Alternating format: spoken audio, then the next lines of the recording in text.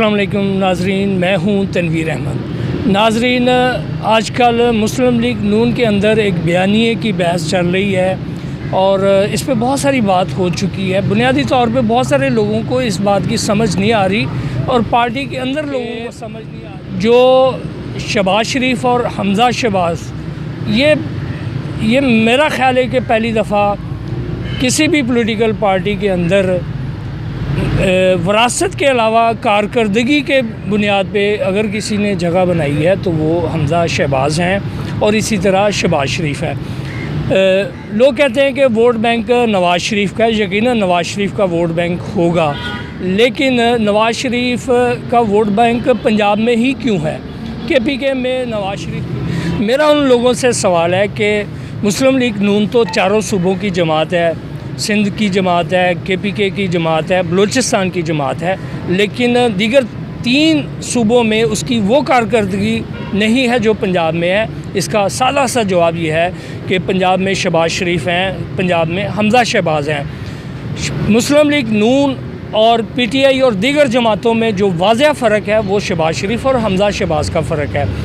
PTI के पास कोई शहबाज शरीफ नहीं है, कोई हमज़ा शहबाज नहीं है। इसके मुकाबले में पंजाब में जो वज़ारत आला इमरान ख़ान साहब ने जिसको दी है वो उस्मान बुज़दार हैं। उस्मान बुज़दार की इस तरह गिरफ्त नहीं है जिस तरह हमज़ा और शहबाज शरीफ की ग्रास रूट लेवल पे कारकुनों के साथ जिस तरह राब्ते हैं और जिस तरह गिरफ्त है, उनकी गिरफ्त नहीं है। मुझे पता है कि हमज़ा शहबाज का अपोजिशन की हैसियत से भी, कारकुनों के अपोजिशन लीडर की हैसियत से भी उनके कारकुनों के साथ मुसलसल राब्ते हैं। हमज़ा शहबाज जब इक़्तिदार में थे, शहबाज शरीफ ने इख्तियारात अपने बेटे को काफ़ी हद तक इख्तियार हमज़ा शहबाज के हाथ में थे। चीफ़ सेक्रेटरी सतह के अफसर, IG सतह के अफसरान हमज़ा के अहकामात पे अमल दरामद करने पर मजबूर थे और वो उनकी जुर्रत नहीं होती थी कि वो हमज़ा की तरफ से कोई अहकामात मिले हैं और उसको नज़रअंदाज करें। इस तरह कुछ इख्तियारात शहबाज शरीफ के पास थे। 2 बाप बेटों ने इस तरह अपने इख्तियारात तकसीम किए हुए थे। हमज़ा शहबाज का मुसलसल कारकुनों के साथ रब्ता रहता है।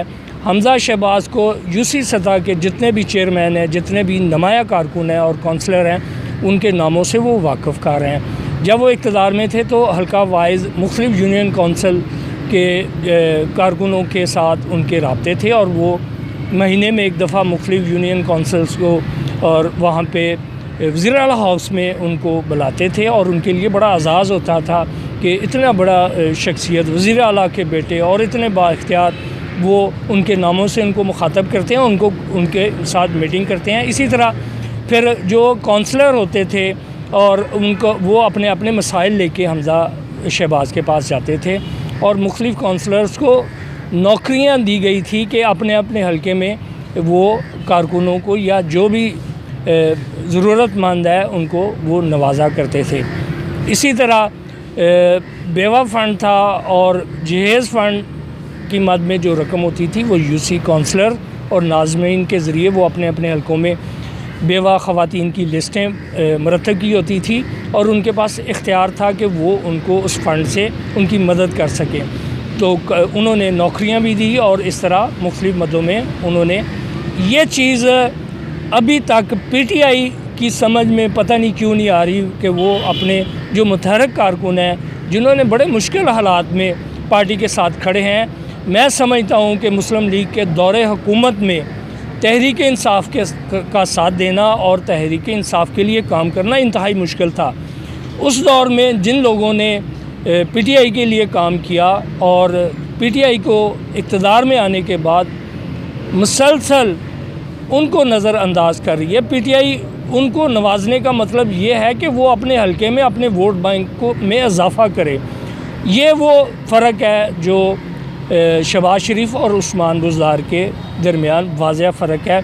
शहबाज शरीफ ने पंजाब के अंदर जिस तरह मुस्लिम लीग नून को तवानाई दी, ताकत बख्शी, ये उनका एक अपना अंदाज़ है।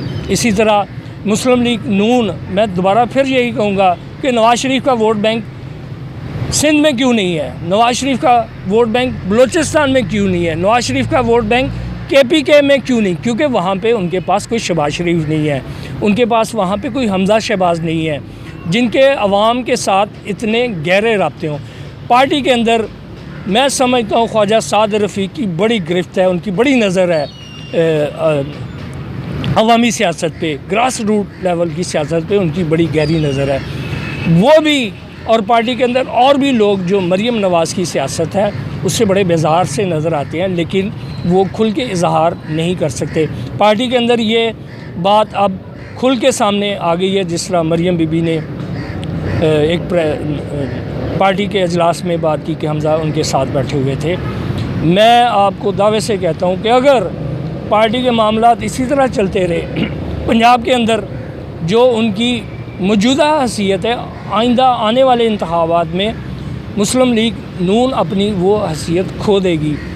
आपने हालिया जो इंतखाबात देखे हैं, कंटोनमेंट बोर्ड के इंतखाबात देखे हैं, उसमें ख्वाजा साद रफ़ीक का ही फ़र्क था जो इलेक्शन में। पीटीआई के पास इस वक्त कोई बंदा किसी शहर को नहीं ऑन कर रहा, कोई मिनिस्टर किसी के किसी कारकुनों के साथ कोई राब्ता नहीं है।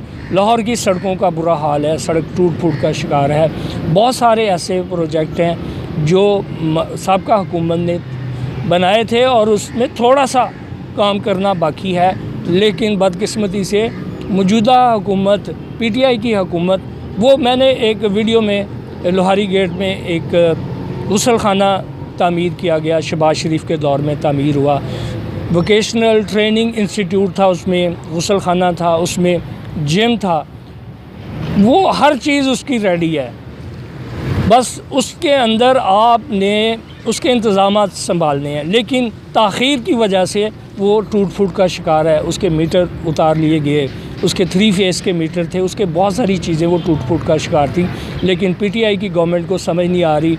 इमरान खान साहब ने ये तो फरमाया है कि शहरी हलकों में इलेक्शन हारने की वजूहात क्या हैं, उस पर उन्होंने तय, लेकिन उनकी समझ में ये क्यों नहीं आता कि यार गलियां टूटी हैं, सड़कें टूटी हैं, लोगों के पास रोज़गार नहीं है, महंगाई है। आप इसमें महंगाई पे तो फौरी तौर पे आप अगर नहीं काबू कर सकते, टूटी गली तो बना सकते हैं। जो प्रोजेक्ट पे थोड़ा सा काम करने वाला है वो तो करें ना। चंद लाख रुपए से आपको इतना बड़ा क्रेडिट मिल सकता है, वो भी आप नहीं कर रहे। तो अगर मेरा ये आपको व्लॉग पसंद आए, इसको लाइक कीजिए, सब्सक्राइब कीजिए और शेयर कीजिए। अल्लाह हाफ़िज़।